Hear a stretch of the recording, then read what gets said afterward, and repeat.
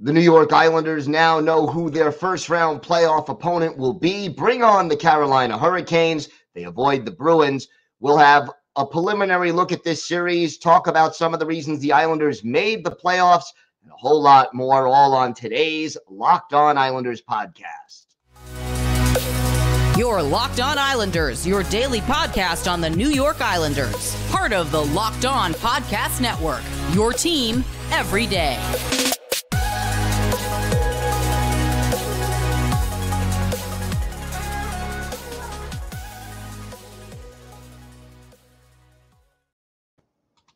And welcome, everybody, to the weekend edition of the Locked On Islanders podcast, part of the Locked On Podcast Network, your team every day. We want to thank everyone for making Locked On Islanders your first listen every day. We are free and available on all platforms. Make sure you subscribe so you can get all the latest episodes as soon as they drop, both on your podcatcher of choice and on YouTube. So much to talk about ahead of next week's playoff matchup against the Carolina Hurricanes. But first, if you've got something Islanders related on your mind, if you have a question, a comment, maybe a topic you'd like us to discuss on a future episode, feel free to send us an email. The email address, lockedonislanders@gmail.com. And if you leave your first name and where you're from, we're happy to mention you on the show when we discuss whatever it is that's on your mind. You could also follow the show on Twitter at Locked On Isles, and you could follow me, Gil Martin, on Twitter at Ice Wars, NYRVSNYI. We'll keep you up to date on all the latest Islanders news, notes, and happenings. And yeah, I will be live tweeting during every Islanders playoff game, home and road. So join me for some instant insight and analysis. And you know, it's always great to talk a little Isles hockey with fellow Islander fans, game time or really any time. All right. We now know the Islanders will be facing the Carolina Hurricanes in round one. Why? Well, last night, Carolina defeated the Florida Panthers by a score of 6-4. And you know, it got a little nerve-wracking late in this game.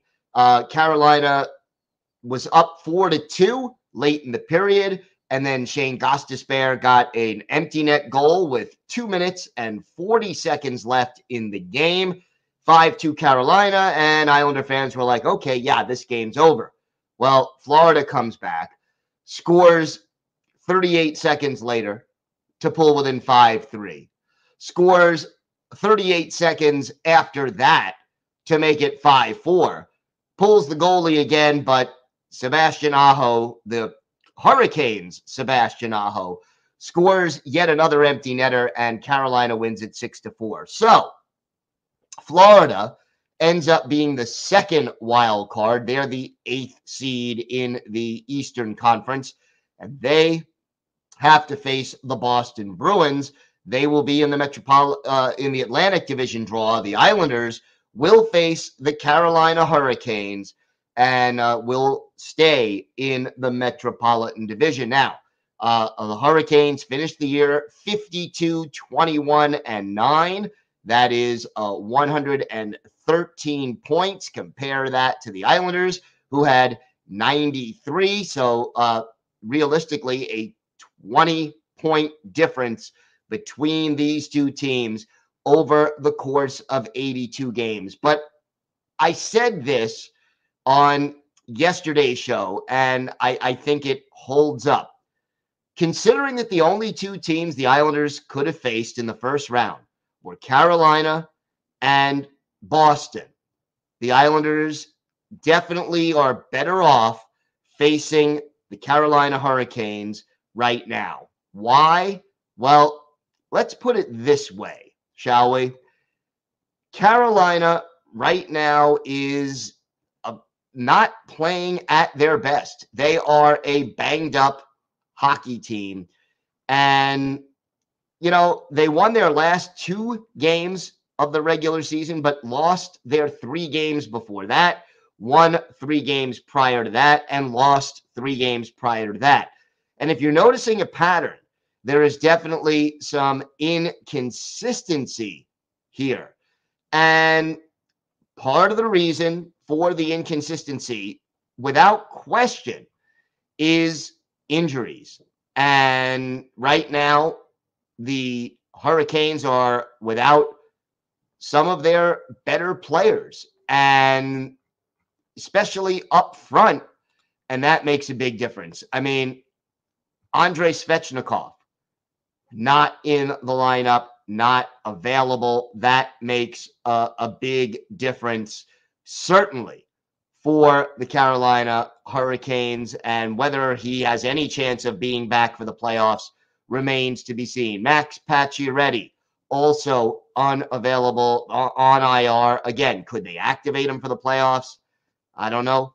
But certainly, not having those two players especially slows down the Carolina offense. And Carolina is, like the Islanders, a defense-first team. So I'm just, as a general kind of a thing, I think this will be a low-scoring series. I think we'll see a lot of 3-2, 2-1, 1-0 kind of games. And one thing that the Islanders absolutely cannot allow to happen: the first goal in all of these games is going to be important, because goals are going to be at a premium. And Carolina was 18th in the league in goals scored, but second in the league in goals against. And, those stats aren't finalized. We still have to calculate in a couple of games on today, Friday, that'll close out the season. None of them affect the Islanders as far as who they're playing in the postseason. But defense first for the Carolina Hurricanes. And the Islanders, no matter who's been in goal right now, whether it's Frederik Andersen or Antti Raanta, they've played well in front of both of those players and in front of Pyotr Kochetkov when he was there. And you look at the numbers, Andersen started 6 more games, but Raanta had a better goals against average and a slightly better save percentage. And the interesting thing is, the save percentage by these goalies, not eye-popping. Andersen a 904, Raanta a 910. Not, these are good numbers, but not eye-popping numbers by comparison. Ilya Sorokin, a 924 save percentage. Semyon Varlamov, a 913 save percentage. But what does that tell you? It tells you that the Carolina Hurricanes win a lot of games because they don't let their opponents get a lot of quality scoring chances. And the Islanders are going to have to find a way to get those scoring chances together and put some pressure on the goaltenders and create enough scoring chances to eke out some wins in these games. Now, we've got a lot more to discuss. We're going to look at all the playoff matchups in the Eastern Conference because they are all set. We're also going to take a look back at the 4 games between the Islanders and the Hurricanes and what we might be able to learn from those games.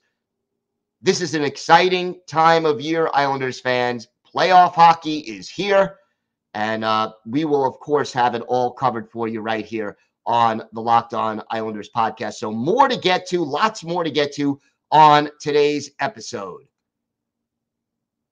Today's episode is brought to you by eBay Motors. A championship team is about each player being a perfect fit. Well, it's the same when it comes to your vehicle. Every part needs to fit just right. So the next time you need parts and accessories, head to eBay Motors. With eBay Guaranteed Fit, you can be sure every part you need fits right the first time around. Just add your ride to My Garage and look for the green check to know the part will fit, or you'll get your money back. Because just like in sports, confidence is the name of the game when you shop on eBay Motors. And with over 122 million parts to choose from, you'll be back in the game in no time. After all, it's easy to bring home a win when the right parts are guaranteed. Get the right parts, the right fit, and the right prices on ebaymotors.com. Let's ride. Eligible items only. Exclusions apply. So the Islanders and the Hurricanes met 4 times this season. And the Islanders won 1 and ended up losing 3. And ironically, the win for the Islanders was the first meeting of the season back in October. Islanders winning that game by a score of 6-2. Brock Nelson scoring twice for the Islanders. Josh Bailey, Zach Parise, Oliver Wahlstrom, and Matt Martin also scoring. 2 assists for Anthony Beauvillier, 2 for Matthew Barzal. Now, again, with Barzy, we still don't know if he's coming back. But this game, the Islanders did get 31 shots on goal against Frederik Andersen and were able to cash in on 6 goals. One of them was an empty netter at the end. So they had 32 shots in the game. And that's going to be the key, getting enough shots on goal against Frederik Andersen. Now, Ilya Sorokin made 33 saves. Islanders were outshot 35-32 in that game. And, realistically, it is one of those things that is very important that the Islanders get enough pressure. Now, that meeting, by the way, was in Carolina. The second meeting was at the UBS Arena, and the Islanders were shut out in this game 3-0. And all 3 goals came against Ilya Sorokin. He faced 29 shots, made 26 saves. But here again, we see what Carolina likes to do. They had Peter Kochetkov in goal. He only had to make 16 saves in that game to earn the win. You had, goals by Paul Stastny, Jesperi Kotkaniemi, and Jordan Staal to end up with that. No Carolina player had more than 1 point in this game, but the Islanders just couldn't get pucks on net. And, when you don't shoot and you can't produce any offense, it's really hard to win hockey games, and the Islanders struggled to do just that. Third meeting between the teams. Islanders did a little better offensively. This one also at the UBS Arena. Carolina winning the game by a final score of 5-2. Again, the last goal was an empty netter. And Sebastian Aho of Carolina, not the Islanders' Sebastian Aho, although he did play in the game. This game was kind of a tale of 2 Sebastian Ahos. Carolina's Aho had a hat trick in this game, scoring on all 3 of the shots he took on Ilya Sorokin. Our Sebastian Aho was a -3 in this game. Brock Nelson and Anthony Beauvillier were -4. So, again, you sort of see Islanders outshot the Hurricanes 31-26, but only managed 2 goals in the game. Brock Nelson and Simon Holmstrom getting those goals, and the Islanders fell 5-2. The last meeting between these 2 teams was just about a week ago, and the Islanders took an early 1-0 lead on a goal by J.G. Pageau, and ended up losing it 2-1. Kotkaniemi and Jordan Martinuk with the goals, the game winner coming early in the third period. And again, the Islanders not able to generate a lot of offense in this game. They're outshot 35-22. Frederik Andersen only, not tested very often. Only 4 shots in this game were considered high danger shots for the Islanders out of 22.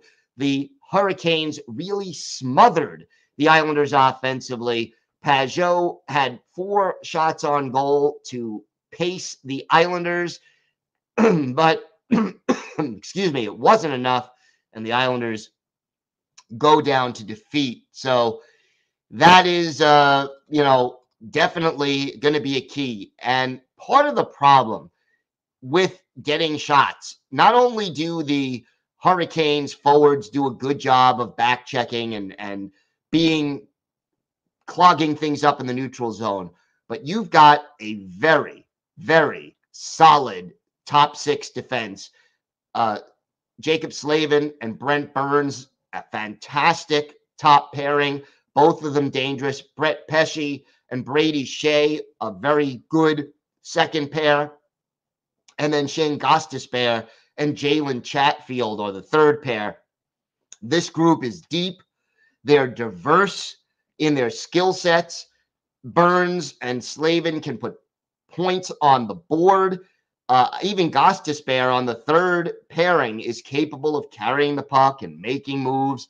You have a situation where the Islanders are going to have to really be on their best game in order to win this series. And we also know they're going to have to win at least one game on the road.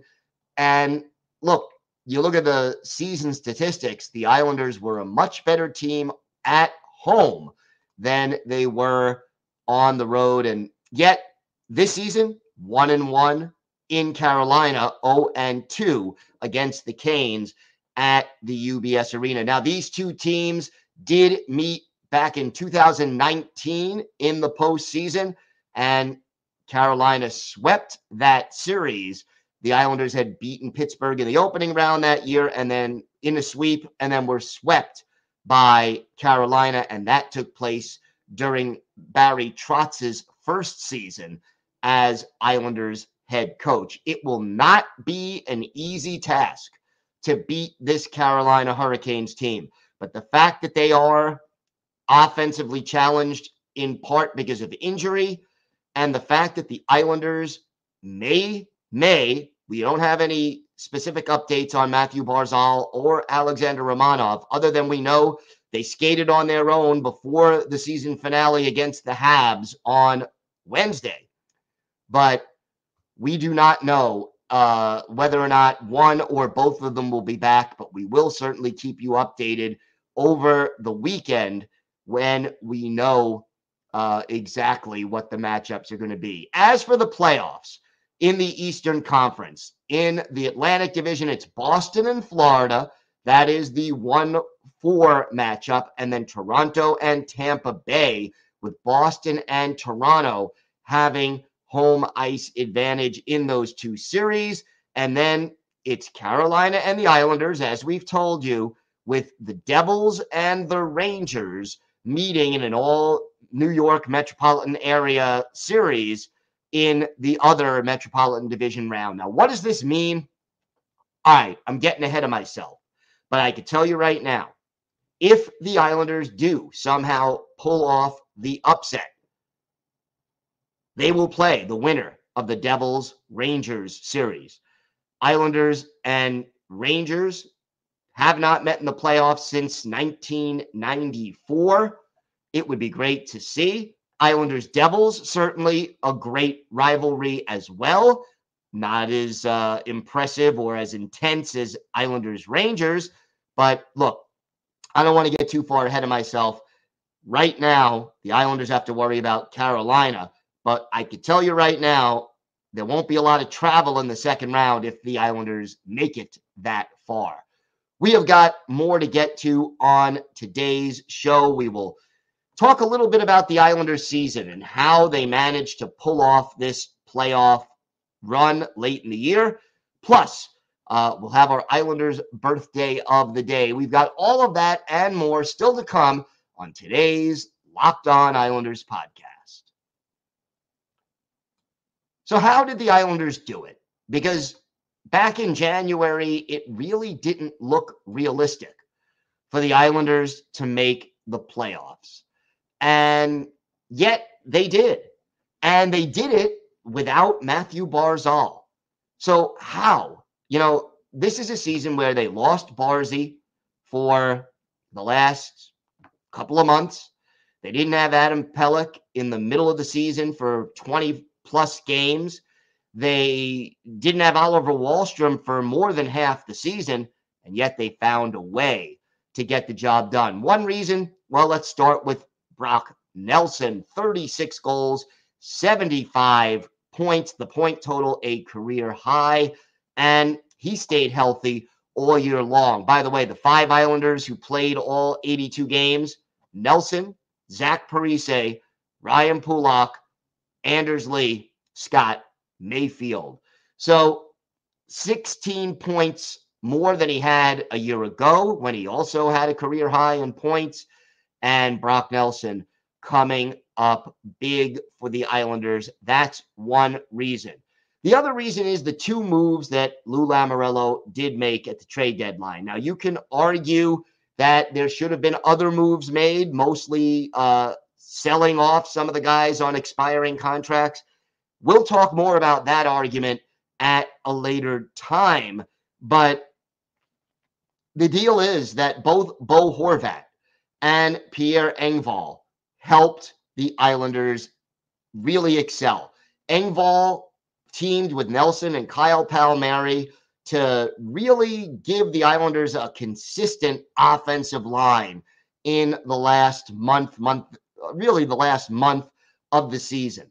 And that was a big, big part of it as to why this team was able to get the job done. And look, Pierre Engvall, plus 10 during his tenure with the New York Islanders. And then Bo Horvat, yeah, you could tell me that, okay, he got acquired the last day of January. He only had 7 goals and 16 points in 30 games. That's roughly a 45-point season over 82 games. But he won almost 58% of his faceoffs. When injuries hit, he was able to help kill penalties.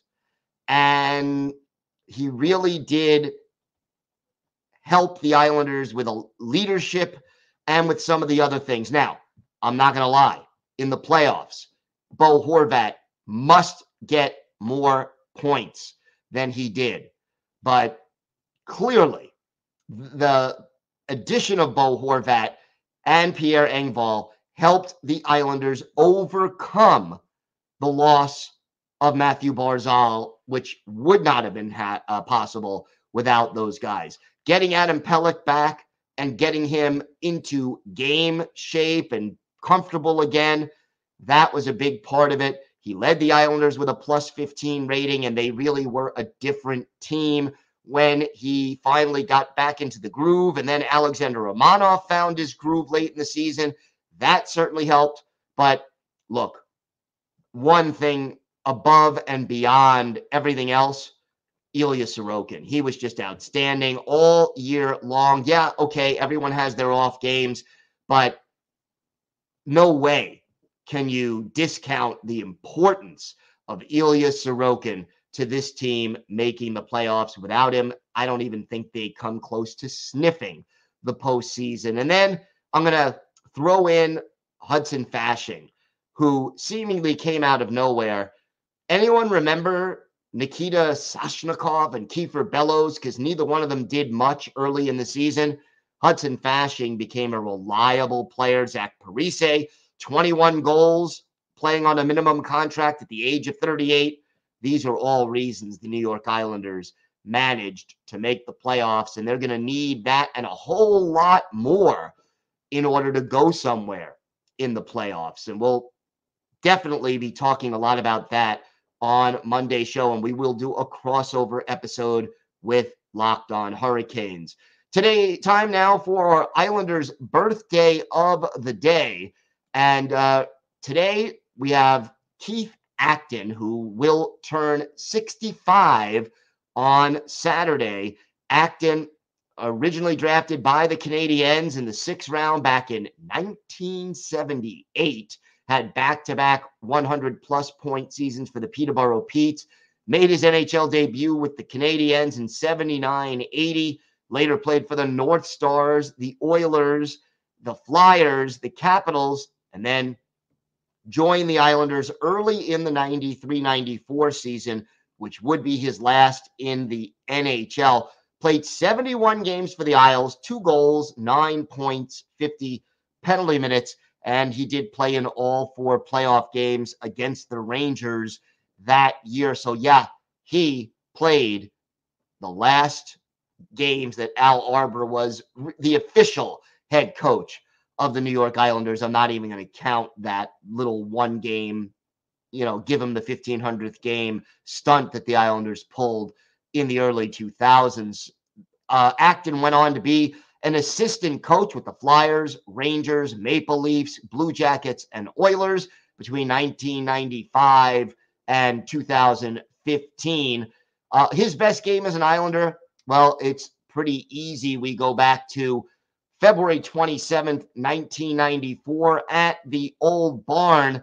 And in that game, he gets one of his 2 goals, Keith Acton. He took 4 shots, scored a goal, was a +1 as the Islanders beat the Quebec Nordique by a score of 5-2. So want to wish a very happy birthday to former Islanders center Keith Acton.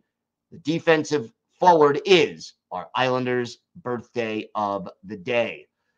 I want to thank everyone for making Locked On Islanders your first listen today. Now make your second listen Game to Game NHL. Every moment, every top performance, every result. Locked On Game to Game covers every contest from across the National Hockey League with local analysis that only Locked On can deliver. Follow Game to Game on Locked On NHL, available on the Odyssey app, YouTube, and wherever you get your podcasts. We're going to be back on Monday, and we'll have that special crossover episode. We're going in depth. We're going to preview this series between the Islanders and the Hurricanes. We'll have some bonus videos being released over the weekend as well, probably drop on Monday or Sunday night. So look for that as we'll talk a little bit about the Islanders' playoff prospects. And I am so looking forward to this journey. The Islanders, they should be loose. There's no pressure on them. They have nothing to lose. Carolina, meanwhile, they have the expectations of first place and a long playoff run. Have a great weekend, everybody. Enjoy, stay safe, and of course, let's go Islanders.